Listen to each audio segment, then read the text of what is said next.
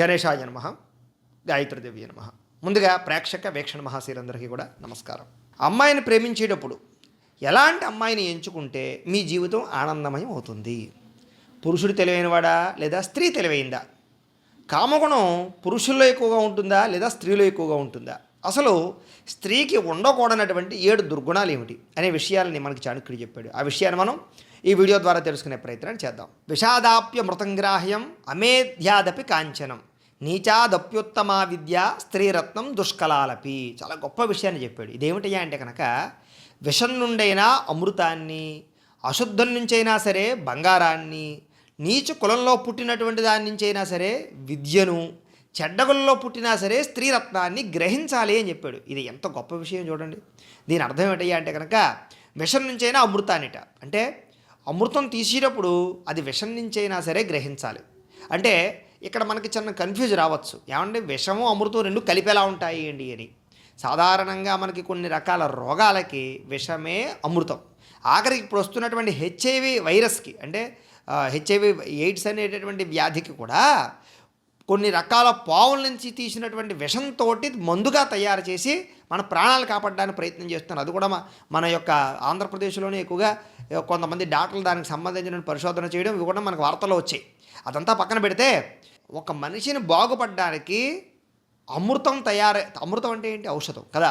అందుచేత అలాంటి అమృతాన్ని విషం నుంచైనా తీయచ్చు. అందుచేత విషం నుంచైనా అమృతాన్ని అంటే ఒక మనిషిని రక్షించడానికి విషాన్ని కూడా వాడచ్చు అని చెప్తున్నాడు ఇక్కడ. అలాగే అశుద్ధం నుంచైనా సరే బంగారాన్ని. సాధారణంగా బంగారం అంటే ఏంటి?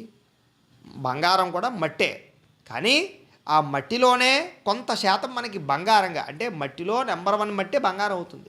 దాన్ని బాగా ఏరి దాన్ని అనేక రకాలు శుద్ధి చేసినటువంటి మట్టిని అంటే చాలా తక్కువ పాల్లో దొరికేటటువంటి కొంత రజనంతా కలిపితే అది బంగారం అవుతుంది. అందుచేత బంగారం కనుక ఒకవేళ అశుద్ధంలో పడింది అనుకోండి, దాన్ని వదిలేయక్కర్లేదు, దాన్ని అశుద్ధం నుంచైనా గ్రహించమని చెప్పారు. కారణం ఏంటి? అది బంగారం కాబట్టి, చాలా విలువైనటువంటిది కాబట్టి. అందుచేత అశుద్ధంలో పడిందని చెప్పి బంగారాన్ని వదిలేయమని చెప్పలేదు. అలాగే ఎంత పెంటలో ఉన్నా ఇందులో ఉన్నా సరే ఆ పెంటలో బంగారం దొరుకుతుంది అంటే దాన్ని వెతికి తీయవలసిందే తప్ప వదిలేయకూడదు అని చెప్పారు. దీనికి అన్నిటికన్నా ముఖ్యంగా నీచ కులంలో పుట్టినటువంటి వారి నుంచి అయినా సరే విద్యను, ఇది చాలా గొప్ప విషయం. అయితే ఇక్కడ ప్రస్తుత కాలంలో గొప్ప కులాలు ఏమిటి, నీచ కులాలు ఏమిటి అంటే కనుక ఆ కులాల గురించి మనం మాట్లాడుకోవడం పక్కన పెడితే ఇక్కడ మనకి ఏం చెప్తున్నాడు చాణక్యుడు అంటే, అవతల వ్యక్తి కులాన్ని బట్టి నువ్వు ఎంచుకోకు.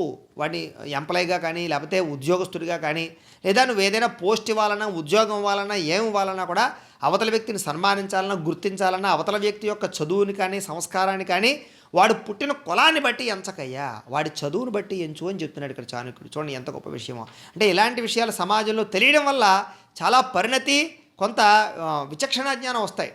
అందుచేత అంత గొప్ప విషయాన్ని చెప్పాడు. ఏమని అంటే కనుక, అవతల వ్యక్తి చదువును బట్టి, వాడి సంస్కారాన్ని బట్టి, వాడి గొప్పతనాన్ని బట్టి వాడిని అందలం ఎక్కించాలి, వాడిని గొప్ప స్థాయిలో కూర్చోబెట్టాలి. అంతే తప్ప వాడి కులాన్ని బట్టి మాత్రం కాదు. అయితే ఈ ప్రస్తుత కాలంలో ఏమిటయ్యా అంటే కనుక, ఈ మధ్య కాలంలో ఈ కులాన్ని బట్టి మనకి ఉద్యోగాలు రావడం చాలా ప్రమాదకరమైన స్థాయికి వెళ్ళిపోతుంది. అది అవతల వ్యక్తి మార్కులు వచ్చినా రాకపోయినా, తక్కువ మార్కుల్లో పాస్ అయిపోయినా కులాన్ని బట్టి ఉద్యోగం ఇవ్వడం అనేటటువంటిది ఎప్పుడూ కరెక్ట్ కాదు. ఈ విషయాన్ని అందరూ తెలుసుకోవాలి. అలా అని చెప్పి మళ్ళీ కుల వివక్షత అంటే కుదరదు ఇక్కడ. ఎందుచేతనంటే కనుక, ఒక దేశం అభివృద్ధి అవ్వాలన్నా ఏం అభివృద్ధి అవ్వాలన్నా చదువుకున్నవాడు పైకి రావాలి. అంతేకాని కులాన్ని బట్టి పైకి రావడం, కులాన్ని బట్టి కిందకి వెళ్ళిపోవడం, కులాన్ని ప్రాతిపదికగా తీసుకున్నట్లయితే కనుక కొంతకాలానికి చాలా జీవితాలు, చాలా రకాల వ్యవస్థలు నాశనం అయిపోతాయి. కాబట్టి అన్నిటికన్నా ముఖ్యంగా విద్యా వ్యవస్థ నాశనం అయిపోవడానికి గల కారణం కూడా ఇదే. కాబట్టి ఈ విషయాన్ని ఎప్పుడో చాణక్యుడు చెప్పేసాడంటే మనం అంత బాగా అర్థం చేసుకోవాలి. చూడండి, అంటే ఇక్కడ పుట్టిన కులం గొప్పది తక్కువ స్థాయిది అన్నది కాదు. వాడిలో విద్య ఉందా లేదా, వాడిలో నేర్పడతానని టాలెంట్ ఉందా లేదా, టాలెంట్ ఉంటే పైకి ఎక్కించు, టాలెంట్ లేదా కిందకు తోసేయి. అంతేగాని కులాన్ని బట్టి నెత్తికి ఎక్కించుకో, కులాన్ని బట్టి కిందకు తోయొద్దు అని చెప్పాడు. కాబట్టి ఎంత గొప్ప విషయం చూడండి. అలాగే చెడ్డ కులంలో పుట్టినా సరే స్త్రీ రత్నాన్ని గ్రహించాలి. స్త్రీ రత్నం అంటే ఏంటి? ఒక అమ్మాయిని మనం వివాహం చేసుకోవడానికి అవ్వచ్చు, లేకపోతే ఏదైనా సరే ఒక స్త్రీని చెడ్డ కులంలో పుట్టినా కూడా సరే అమ్మాయిలో మంచి లక్షణాలు, మంచి గుణాలు, మంచి సద్గుణాలు ఉంటే కనుక ఆ అమ్మాయిని వివాహం చేసుకోవడంలో తప్పు లేదు అని చెప్తున్నాడు ఇక్కడ. అంటే ఇక్కడ ప్రధానంగా చాణక్యుడు చెప్పే విషయం ఫైనల్గా కొట్టినట్టుగా చెప్పేటటువంటిది ఏమిటంటే, గుణానికి ప్రాముఖ్యతనివ్వండి, పుట్టుకకి కాదు. ఎక్కడ పుట్టాడు, ఎలా పుట్టాడు, దేనికి పుట్టాడు అనేది కాదు. ఇక్కడ గుణానికి ప్రాముఖ్యత ఇమ్మన్నాడు. ఈ విషయాన్ని అందరూ అర్థం చేసుకోవాలి. అలాగే ఇంకో విషయం చెప్పాడు, స్త్రీణాం ద్విగుణ ఆహారో బుద్ధిస్తాంసాం చతుర్గుణ సాహసం షడ్గుణం చేయవ కామో అష్టమ ఉచ్యతే, కామోష్టగుణ ఉచ్యతే అని చెప్పాడు. అంటే ఏమిటి అంటే కనుక నిజంగా చెప్పాలంటే పురుషుడు గొప్పవాడా స్త్రీ గొప్పవాడా అనే విషయాన్ని శ్లోకాన్ని బట్టి చాణక్యుడు ఏం చెప్పాడో మనం అర్థం చేసుకోవచ్చు.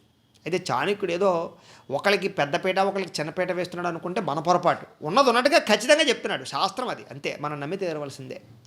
స్త్రీ ఎంత గొప్పది అంటే పురుషుడి కన్నా 2 రెట్లు ఆహారం తింటుందిట. అంటే ఆహారం తినడంలో గొప్పదని కాదు, అక్కడ ఆహారం తింటోంది అంటే అంత శ్రమ పడుతుంది అని అర్థం. ఇక్కడ ఆహారం ఎలా తినగలం మనం? కడుపు నిండా తినేయాలంటే కొంచెం ముందర కష్టపడాలి, ఆకలి వేయాలి కదా. అందుచేత ఎక్కువ కష్టపడడం వల్ల ఎక్కువ ఆకలేస్తుంది స్త్రీకి. అందుచేత పురుషుడి కన్నా, పురుషుడు బయటికి వెళ్ళి కష్టపడేదానికన్నా ఇంట్లో స్త్రీ ఎక్కువగా కష్టపడుతుంది అని చెప్తున్నాడు. అందుచేత ఆకలి ఎక్కువ వేస్తుంది. పురుషుడి కన్నా ఎక్కువ ఆహారం స్త్రీయే తింటుందిట. అలాగే పురుషుడి కన్నా 4 రెట్ల తెలివితేటలు స్త్రీకి ఉంటాయట. ఈ విషయాన్ని మనం అందరం గమనించాం. సాధారణంగా ఇంట్లో స్త్రీని చులకనగా చూస్తాం, నీకేం తెలియదు ఊరుకో అంటాం, ఏదైనా సలహా చెప్పినా పట్టించుకోం. కానీ నిజంగా సమస్య వచ్చినప్పుడు స్త్రీ యొక్క బుర్ర పనిచేసినట్టుగా, ఆడవాళ్ళ బుర్ర పనిచేసినట్టుగా మగవాడు పనిచేయదు. ఎంత గొప్ప నిర్ణయాన్నైనా సరే, ఎంత అద్భుతమైనటువంటి సమయంలోనైనా సరే, ఎలాంటి చిక్కు పరిస్థితుల్లోనైనా సరే ఒక స్త్రీ ఆలోచిస్తే బయటపడేయగలదు. అంత గొప్ప శక్తి స్త్రీ తెలివితేటలకి, ఆలోచన శక్తిగా ఉంటుంది. 4 రెట్లు తెలివైంది అయితే కనుక 6 రెట్లు సాహసంతో ఉంటుందిట పురుషుడి కన్నా.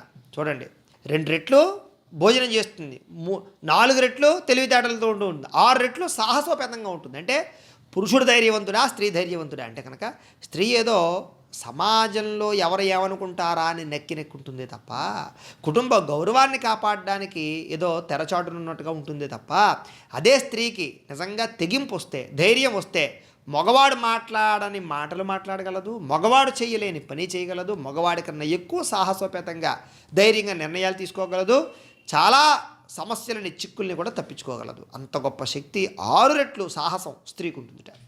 8 రెట్లు కామగుణంతో ఉంటుందిట. ఇది చాలా పెద్ద విషయం.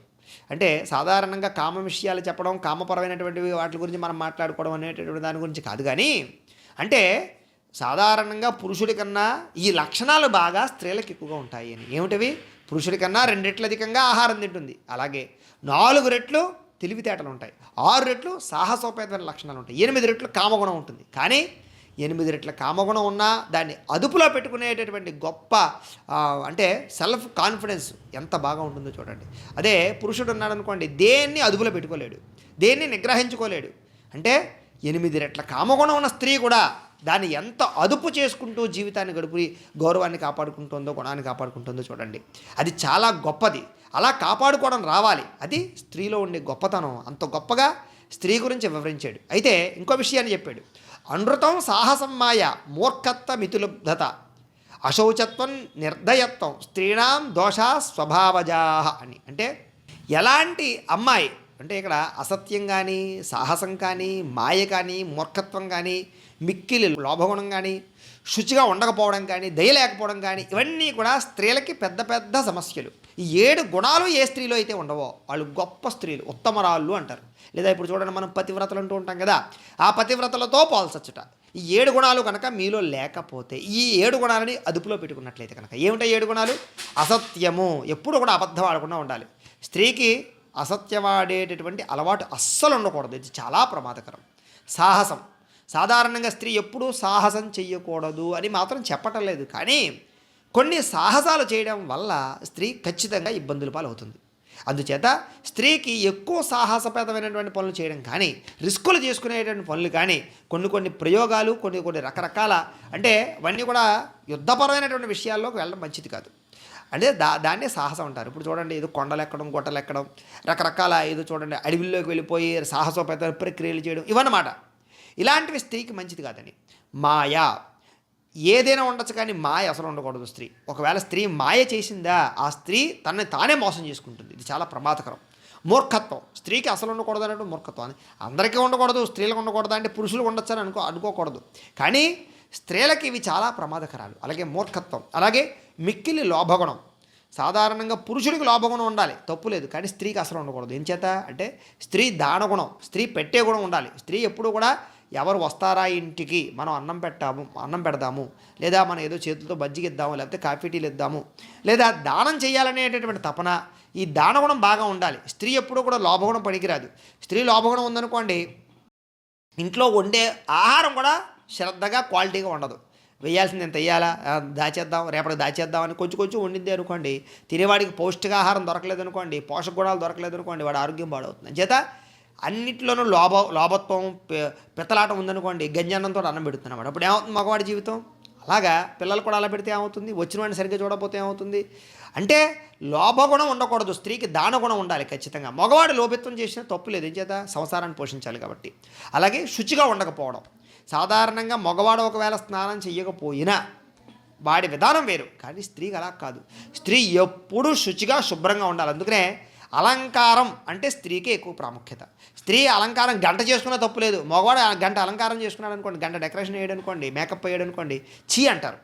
మగవాడు ఎప్పుడు కూడా అలా ములిగేడా, లేచి స్నానం చేసి వచ్చేసాడా, ఏదో కాస్త బొట్టెట్టుకున్నాడా, లేదా విభూతి పెట్టుకున్నాడా, లేకపోతే ఏదో లింగి పంచి చొక్కా వేసుకున్నవాడికి అసలు సమస్య ఎవడో అసలు లోకం తప్పు పట్టదు. గోచి పెట్టుకు తిరిగినా ఎవరు నష్టం లేదు వాడు. కానీ స్త్రీ అలా కాదు. ఎట్టి పరిస్థితుల్లోనూ స్త్రీ ఖచ్చితంగా అందం మీద, అన్నిటికన్నా ముఖ్యంగా శుభ్రత మీద ప్రాముఖ్యతనివ్వాలి. కారణం ఏంటి అనే విషయం స్త్రీలకే బాగా తెలుసు. ఇంచేత స్త్రీలు కొంచెం శుభ్రంగా ఉండవలసినటువంటి శారీరకపరమైనటువంటి మార్పులు వాళ్ళకి జరుగుతూ ఉంటాయి. ఋతుపరమైనటువంటి మార్పులు అవ్వచ్చు, ఋతుక్రమపరమైన వ్యవహారాలు అవ్వచ్చు, ఏది ఏమైనా కూడా స్త్రీ శుభ్రతని ప్రాముఖ్యతని ఇవ్వడం చాలా ముఖ్యం. ఇంచేత అందుకనే ఖచ్చితంగా అసలు కొప్పు ముడి లేనటువంటి స్త్రీని చూడొద్దన్నారు. కారణం ఏంటంటే కనుక స్త్రీ తల వెంట్రుకలు వంటలో పడినా, అలాగే స్త్రీ శుభ్రంగా లేకపోయినా అవన్నీ కొన్ని ప్రమాదకరమైన పరిస్థితులు ఉంటాయి. కాబట్టి స్త్రీ ఎప్పుడు కూడా జడ వేసుకుని, సగ్గా పూలు పెట్టుకుని, గాజులు వేసుకుని, అందంగా అలంకారం అయ్యి ఎప్పుడూ స్త్రీ అందంగానే కనపడాలి. ముఖ్యంగా శుభ్రతకు ప్రాముఖ్యతనివ్వాలి. అలాగే దయ లేకపోవడం, దయ లేకుండా స్త్రీ కనుక ఉంది అంటే ఆ జీవితం లేదా వంశాలు నాశనం అయిపోతాయి. అందుచేత దయాగుణం చాలా ఎక్కువగా ఉండాలి స్త్రీకి. ఆ దయాగుణం లేకపోతే భర్తని సరిగ్గా చూడదు, పిల్లల్ని సరిగ్గా చూడదు, లేదా అత్తమామల్ని కుటుంబ సభ్యుల్ని సరిగ్గా చూడదు. ఎంచేత భర్త తప్పులు చేస్తూ ఉండొచ్చు, పిల్లలు తప్పులు చేస్తూ ఉండొచ్చు. దయతోటి, ఆత్రతతోటి స్త్రీ ఖచ్చితంగా, ఇంట్లో ఉండేటటువంటి స్త్రీ ఖచ్చితంగా వాళ్ళని ప్రేమించవలసిందే. ఆ దయాగుణం చాలా అవసరం. అంచేత ఇవన్నీ కూడా స్త్రీలకి పుట్టుకతో వచ్చేటటువంటి మంచి గుణాలు, కానీ వీటిని పాడు చేసుకుంటూ ఉంటారు స్త్రీలు. కాబట్టి ఈ 7 గుణాలని స్త్రీలు కాపాడుకున్నట్లయితే ఉత్తమురాలులాగా, గుణవంతురాలులాగా, నేను ఇందాక చెప్పినట్టుగా పతివ్రతల్లా మెరుగుతారు అని చెప్పాడు. కాబట్టి ఈ 7 గుణాలు ఉన్న స్త్రీని వివాహం చేసుకోమని కూడా మనకి చాణక్యుడు చెప్తున్నాడు. కాబట్టి ఎంత గొప్ప విషయాన్ని చెప్పాడు చూడండి. ఇంకా ఇలాంటి అద్భుతమైన విషయాలు మనకు చెప్పాడు. ఆ విషయాన్ని తదుపరి వీడియోలో మనం తెలుసుకునే ప్రయత్నం చేద్దాం. గోబ్రాహ్మణేభ్యః శుభమస్తు నిత్యం. లోకా సమస్తాః సుఖినో భవంతు. స్వస్తి.